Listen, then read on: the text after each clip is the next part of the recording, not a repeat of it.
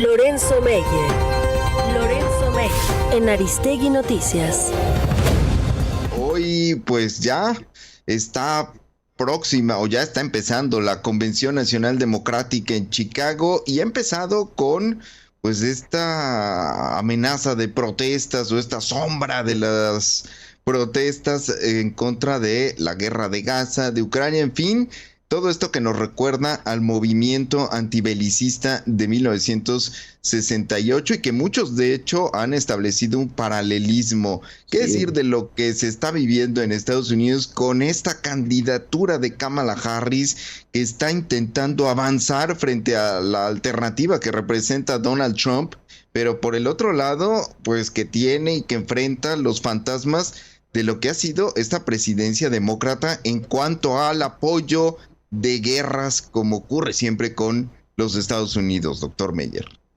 Muy buena introducción para este tema de la convención del Partido Demócrata en Chicago. Sí, en 68, yo andaba entonces en Estados Unidos y recuerdo de manera muy vívida la atmósfera que se vivía entonces. La guerra de Vietnam era el acicate para las protestas, mezclada con un cambio cultural en las generaciones más jóvenes, que iba desde los Beatles hasta la píldora anticonceptiva, y todo esto se mezcló en esa convención.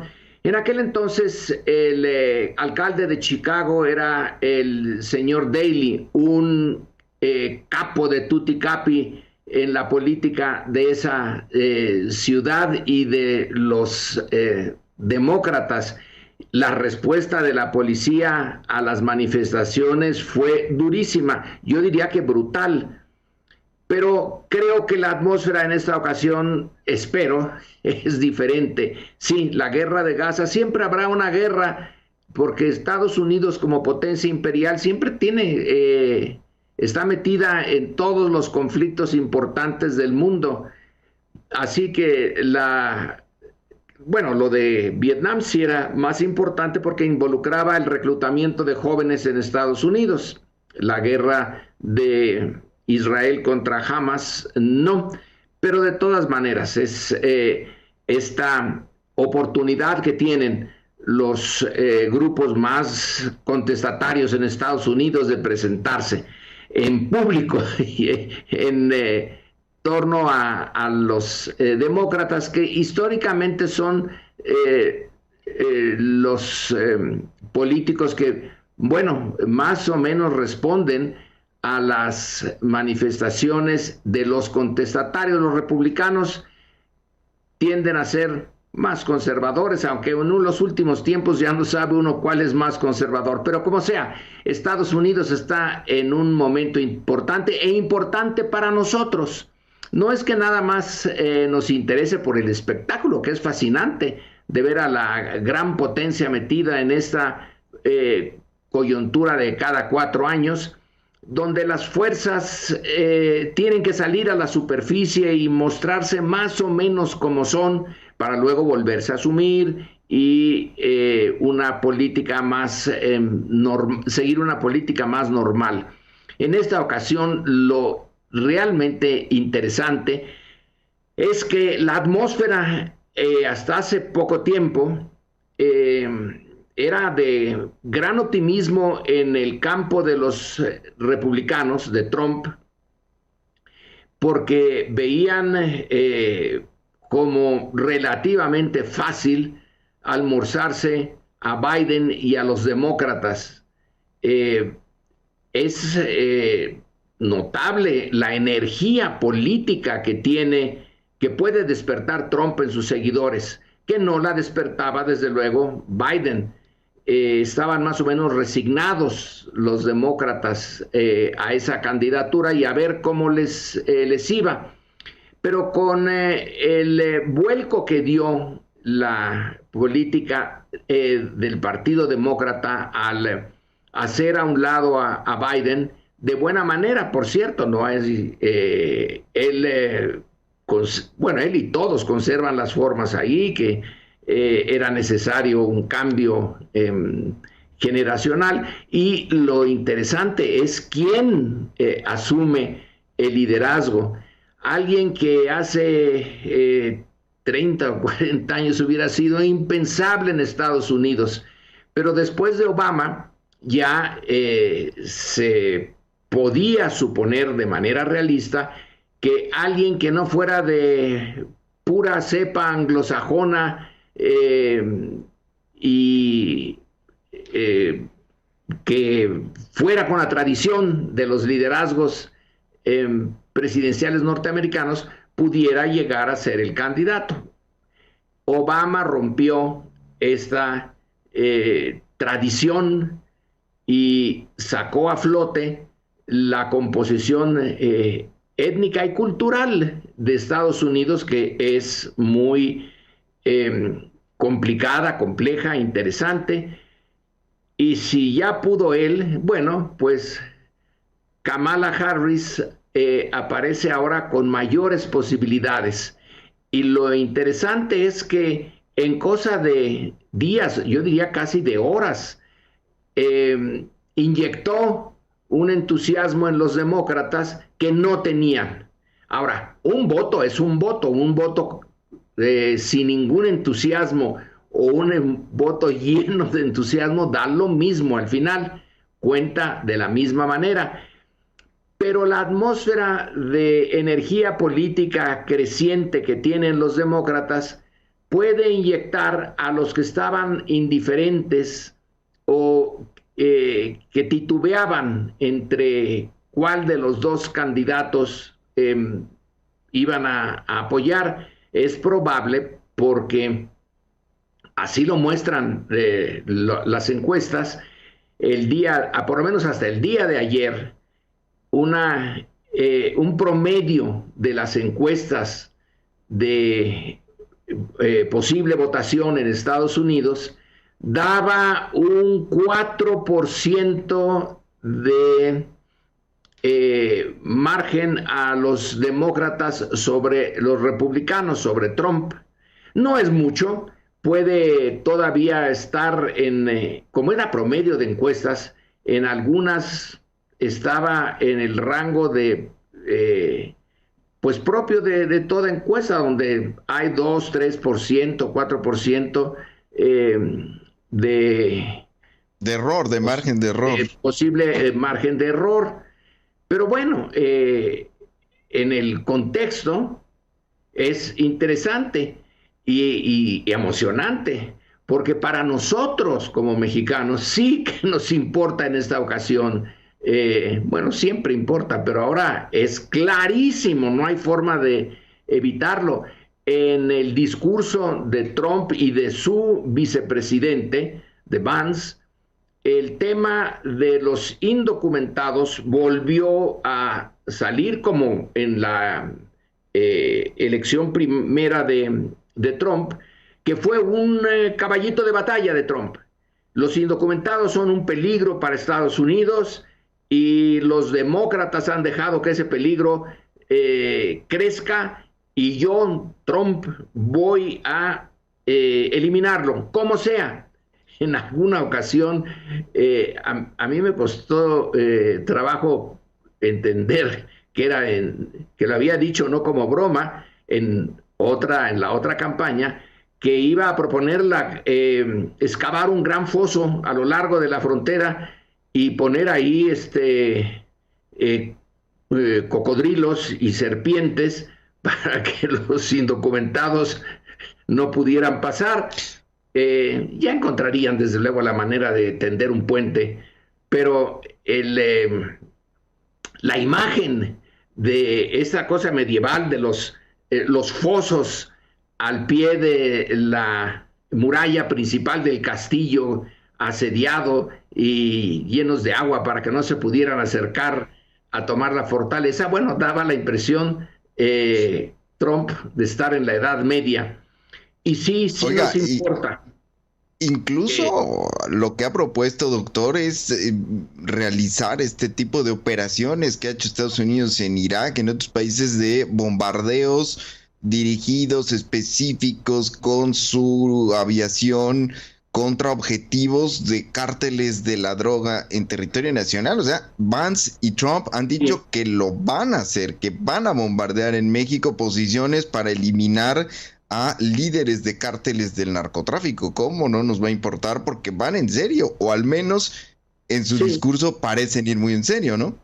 Sí, personalmente no lloraría yo porque desaparezcan algunos líderes de la droga. Realmente lo que me preocupa son los millones, miles, millones de personas que buscan llegar a Estados Unidos y que Trump ya dijo que puede emplear a la Guardia Nacional, aunque la Guardia Nacional, según tengo entendido, depende de los gobernadores, pero también dijo que podía emplear al ejército para hacer las deportaciones masivas más grandes de la historia en Estados Unidos.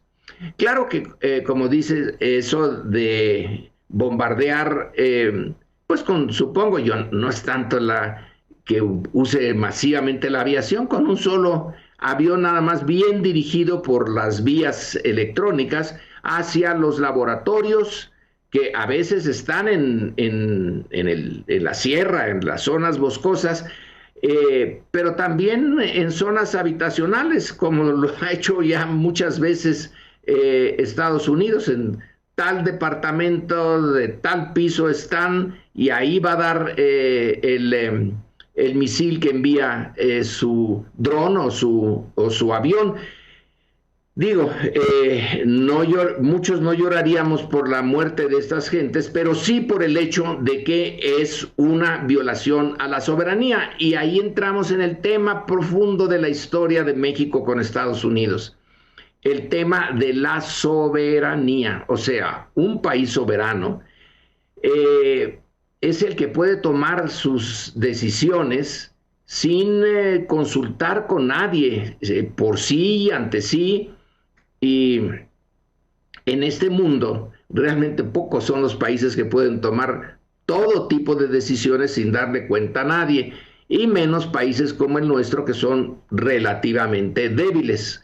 Probablemente únicamente las grandes potencias, y no siempre, pueden ser soberanas. Que caigan un misil o una bomba en un sitio determinado de México, aunque sea para acabar con capos del narcotráfico, pero sin autorización, es una violación flagrante de la soberanía mexicana, y desde luego que es inaceptable. Y sí es cierto, Trump y Vance, además de culpar a los migrantes de un montón de males en Estados Unidos, se toman ya esa libertad de decir, por nuestra soberanía norteamericana nosotros atacamos a quien sea y no le pedimos permiso a nadie. Bueno, entonces lo que está en juego en la elección norteamericana sí nos atañe más que en otras ocasiones, aunque insisto, siempre nos atañe por ser vecinos de la gran potencia, pero ahora es no sé por cuánto tiempo, pero es ahora la principal potencia militar del mundo. También lo es económicamente, y nosotros somos sus vecinos, estamos más expuestos que el grueso de los países a una disminución de nuestra soberanía por la mera cercanía con Estados Unidos. Ahora, si su liderazgo se comporta como este peculiarísimo candidato republicano, pues más difícil está para nosotros. Se ha toreado bien a Trump. Peña Nieto no, pero después Andrés Manuel López Obrador sí lo toreó bien, pero ya no esperábamos que siguiera una segunda época de Trump. Y sí puede seguir, porque aunque, insisto, las encuestas ahora le dan una ventaja a Kamala Harris, la ventaja no está clara, puede haber el margen de error y luego está el problema impresionante del colegio electoral, en donde eso de un ciudadano, un voto, que es lo que estaban alegando hace rato con Edmundo Jacobo, también tiene su problema en Estados Unidos, porque el colegio electoral distorsiona esa proporción y el voto en algunos estados tiene más posibilidades de influir en el final de la elección que en otros. ¿Por qué mantienen el colegio electoral, que viene de otras épocas, viene del inicio de la vida como país independiente de Estados Unidos? Todavía no lo entiendo bien, qué intereses están detrás de mantener eso, pero se mantiene. Por lo tanto, la distorsión del voto popular que ya se ha dado, pues puede volverse a dar en esta ocasión.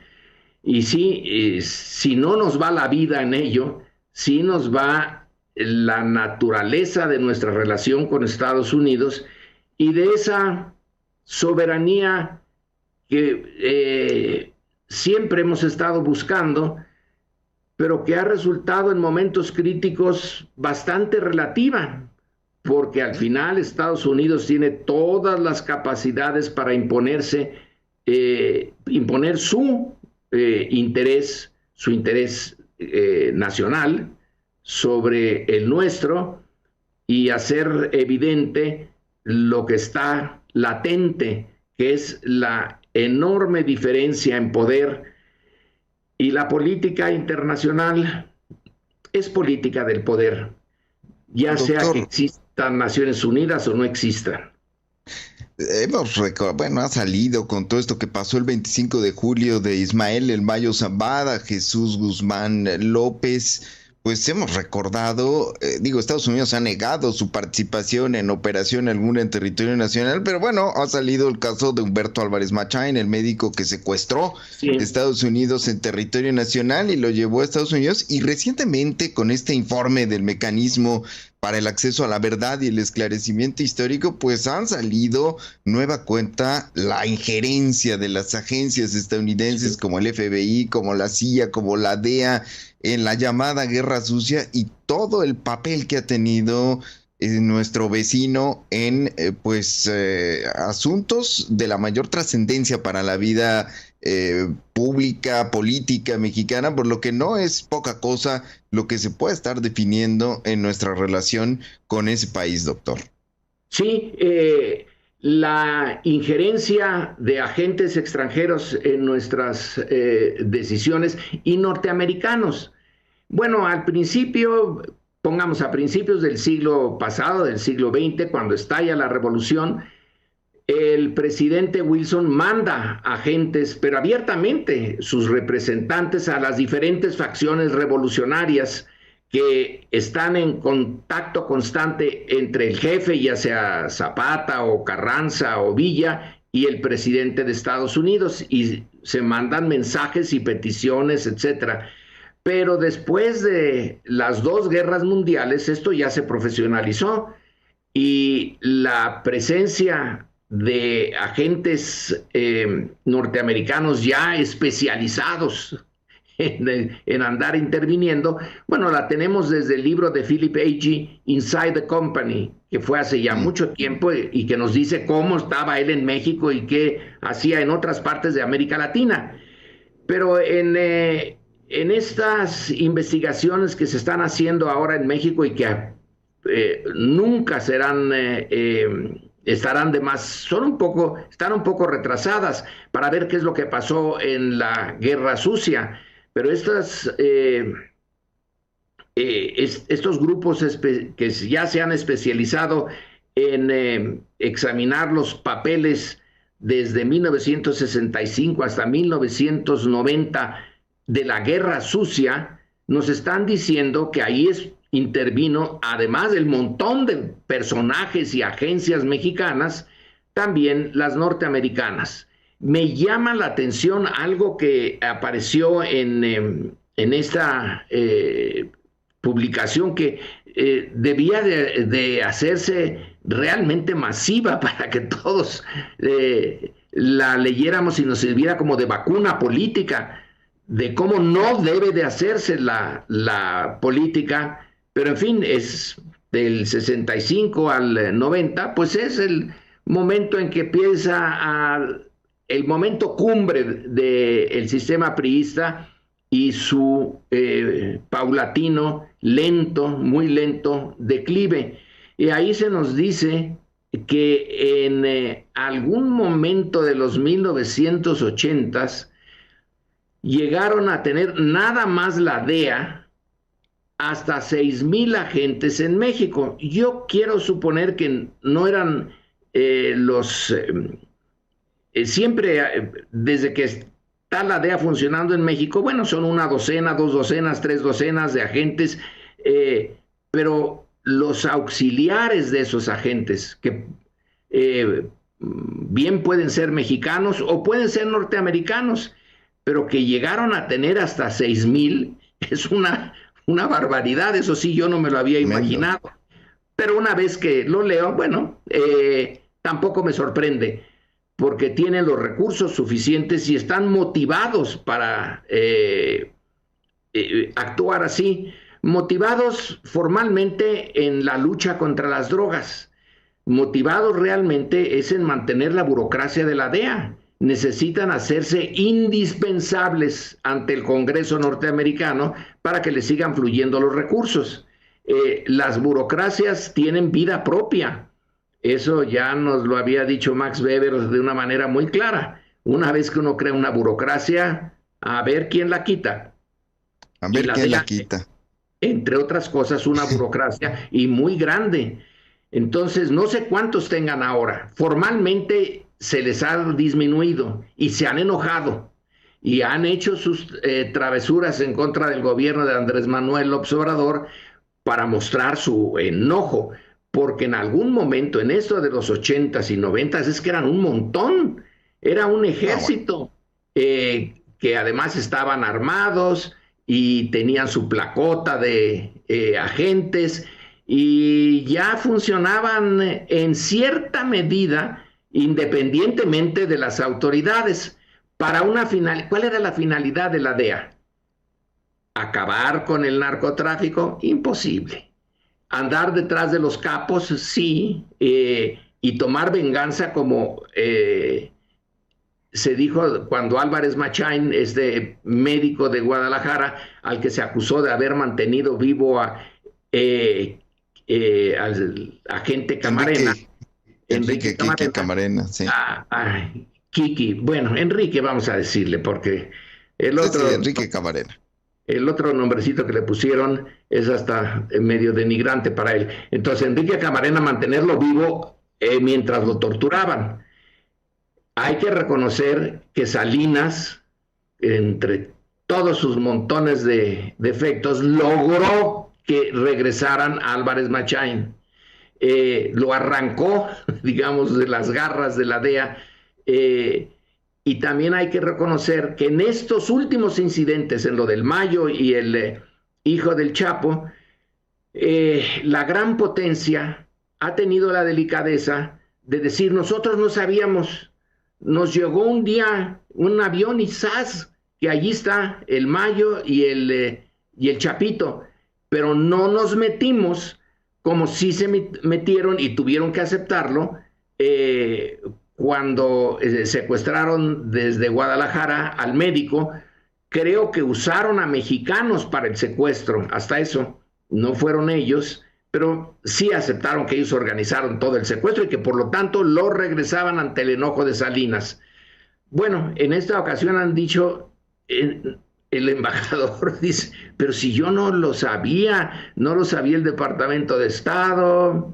Bueno, la historia, el montón de historias de la política secreta de Estados Unidos aquí, en el resto de América Latina y en el resto del mundo, yo creo que nos permiten dudar un tanto de esa versión, pero es significativo que intenten desligarse para no que no se les acuse de manera clara y formal de andar violando nuestra soberanía. Entonces dicen, la respetamos. Bueno, algo es algo, pero tenemos que mantener, es que la complejidad de las relaciones con Estados Unidos hacen que esa relación nunca permita que bajemos la guardia. Y que hay que seguir en esta lucha que no tiene fin, que no podemos ganar del todo, pero es de mantener nuestra soberanía, aunque sea relativa, mantenerla, porque si bajamos la guardia, nos llenan de agentes. Pues es la gran potencia y México es su vecino y por su propia... Si fuera al revés, también nosotros tendríamos que hacer lo mismo para protegernos. Si fuéramos la gran potencia y ellos fueran un paisito chiquito, supongamos que la guerra del siglo XVIII la hubieran ganado los franceses y Inglaterra hubiera sido casi barrida de la presencia en el norte de América, hubieran quedado unos Estados Unidos chiquititos. Nada más en la costa del Atlántico. Una gran potencia tiene que hacerlo. Sus intereses es andarse metiendo con los vecinos. Y vaya si Estados Unidos lo hace valer, doctor. y de allí que nosotros tengamos que estar siempre apuntando en esto para que por lo menos el embajador digan, no, nosotros no sabemos nada. Fíjense que llegaron así de repente a un aeropuerto que ni los esperábamos, creo que Santa Teresa se llama el aeropuerto, y que nos dicen que ahí traen al gran capo que nunca habían agarrado. Ahora, y para cerrar, el que el Mayo Zambada desaparezca como capo no quiere decir que van a desaparecer el negocio del fentanilo. Y si lograran cerrar la frontera de México, como cerraron la conexión francesa ya en los años 60, ya encontrarán otra. El punto no está en los proveedores, el punto está en los demandantes.